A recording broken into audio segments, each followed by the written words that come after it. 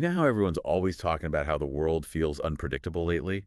Well, the global markets are kind of proving that point. Yeah, for It's sure. like a financial roller coaster right now. We've got trade wars going on. Germany is like shaking things up with a huge fiscal policy shift. And then you have China just kind of sticking to their plan through it all. So today we are going to do a deep dive into what is really driving these market swings, Sounds good. using this Reuters article as our guide.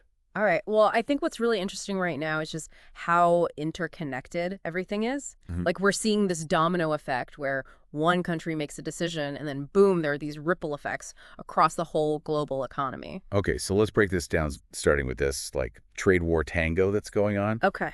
The U.S. just hit Canada, Mexico, and China with tariffs. And it's not just talk. Canada and China hit back immediately with their own retaliatory tariffs. And Mexico's getting ready to do the same. I mean, it's a high-stakes game of chicken. It really is. And this is where things get interesting because these tariffs, they're not just about protecting industries at home. They're part of this like bigger strategic power play. It's fascinating because they're implementing them in a really specific way, targeting certain industries and goods to like maximize the pressure on the other countries. It's the potential long-term consequences are pretty significant. Yeah, and we're already seeing the impact. Oil prices dipped after the news, which, okay, maybe good news at the gas pump, but it definitely reflects how uncertain investors are feeling about the, like, whole global economy. Heck, even Bitcoin is going wild, and let's be real, that's kind of Bitcoin's thing, right? Right, exactly. So it does make you wonder, even if you aren't an investor or an economist, this trade war, it still matters, Yeah, right? absolutely. Because those tariffs, those are going to affect the prices of things we buy every day. Everything. Yeah. And then all that uncertainty. I mean, that can have these ripple effects through the whole economy in ways that we might not even realize. Exactly. Yeah. So it's not just governments arguing with each other. It's like, this hits our wallets too. Yeah, for sure. Speaking of surprises, can we talk about Germany for a sec? Yeah, yeah. Because they don't exactly have a reputation for making waves, Right. but they just kind of dropped a bombshell. Yeah. So Germany's announcement of a 500 billion euro infrastructure fund and this change to their like really strict borrowing rules is a huge deal. I mean, it's a massive shift away from how they usually do things, all about fiscal conservatism. Right. This quote from this Deutsche Bank strategist, Jim Reed, actually, I think sums it up really well. Okay. He said, everything you thought you knew about Germany's economic prospects 3 months ago or even 3 weeks ago should be ripped up and you should start your analysis from fresh. Wow. Yeah. That is a pretty dramatic statement. I mean, Germany is usually all about like stability and caution. Mm-hmm. So what is behind this sudden change of heart? Well, they are facing some serious economic challenges, things like slowing growth, pressure from other Eurozone countries to, loosen their purse strings a bit. So this move kind of suggests that they're willing to take on more risk to try and stimulate their economy. Makes sense. And I mean, the markets noticed, right? No. Because German bond yields jumped like more than they have in over 25 years. That's a pretty big deal, right? Oh, yeah, absolutely. And what's important to understand is that, this jump in bond yields isn't just about Germany. It's part of this bigger trend of rising interest rates globally. And that can make it more expensive for governments and businesses to borrow money. So, yeah, it could have ripple effects throughout the global economy. Wow. So this German move, it's got implications way beyond their own borders. It's all connected. Yeah. But what about China? They're usually right in the middle of everything, but they seem to be taking a different approach this time. Yeah, they're really interesting to watch. I mean, China is sticking with their 5% growth target for 2025. They are increasing their budget deficit, but it's much more measured compared to Germany's response. So it seems like they're strategically kind of, biding their time and assessing the situation before they make any big moves. So some might say they're playing it safe. Others might say they're like too slow to react. But what does this tell us about China's, long-term strategy here? Are they just being cautious or are they underestimating the risks? Well, this is where China's unique political and economic system comes in. I mean, they have, different priorities and a much longer-term perspective than a lot of Western countries. It's hard to say for sure whether their strategy will pay off, but it's definitely something to keep an eye on. Yeah, definitely. It's kind of crazy to think that everything's so connected. Actions in one part of the world can like totally shake things up everywhere else. It's like that butterfly effect thing, but with, real economic consequences. Yeah, exactly. That's a great way to put it. And we're seeing that play out right now with how the markets are reacting to all this news. Right?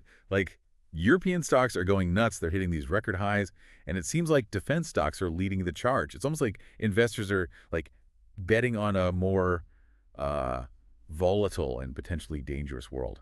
Yeah, I mean, it makes sense when you think about all the geopolitical tensions that are like simmering right now. But, what's interesting is that this surge in European stocks, it might actually be a sign of something even bigger going on, like a shift in the global economic power dynamics. Whoa, hold on. I need you to explain that a bit more. What do you mean by like shifts in global economic power dynamics? Well, for decades, the US dollar has been the top dog, right? It's been the king of global currencies. But we're starting to see that dominance challenged as other currencies, like the euro, start gaining strength. And then you have China's currency, the yuan, which is like slowly but surely becoming more influential in international trade. So are we like witnessing the decline of the US dollar? Should I be worried about my savings? No, no, it's not about panicking. It's more about understanding the bigger picture. A weaker dollar can actually make U.S. exports more competitive, which could be good for some industries. But on the other hand, it also means that imported goods could get more expensive, which would, affect consumers like you and me. So it's like this balancing act between potential benefits and risks. It's a lot to like wrap your head around, but it's easy to get caught up in all the numbers and the economic jargon. What about the like human side of all this? That's such an important point. I mean, we can't forget that behind all these market movements are real people whose lives are being impacted by these like massive global economic forces. We're talking about jobs, livelihoods, the well-being of entire communities. It's a good reminder that economics isn't just about these abstract concepts, it's about people's lives. Exactly. And this brings up a really important question. How do we make sure that these global economic shifts benefit everyone, not just a select few? How do we create a system that's more just, more equitable? Right, that's the million-dollar question, isn't it? I mean, it's easy to feel like overwhelmed and kind of powerless when you're facing these massive global trends. But I guess the real question is, what can we actually do about it? Yeah, it's kind of like we're on this wild ride, but it sounds like there might actually be ways we can like steer things in a better direction, right? Exactly, and that's the really empowering part of all this. It's easy to feel helpless, but, even our own choices can actually ripple out and affect the global economy. So let's get practical here. What can our listeners actually do to make a difference? Well, first off, just think about where you're spending your money. Like every purchase you make is kind of like a vote for the world you want to see. So supporting businesses that are all about fair labor practices, environmental sustainability, ethical sourcing, that sends a message. Yeah, like voting with your wallet. Choosing to support businesses that actually align with your values. Exactly. And another thing is don't underestimate the power of just, raising your voice. Contact your representatives, support those organizations that are pushing for better trade policies, and just speak up about the stuff that matters to you. Collective action, it really can make a difference. So it's not just about like complaining about the news. It's about actually doing something, whether it's writing to your congressman, joining a local group, or even just talking to your friends and family about these things. For sure. And here's another powerful tool, invest responsibly. So look into ESG funds. That stands for environmental, social, and governance. And these funds, they focus on companies that have sustainable and ethical practices.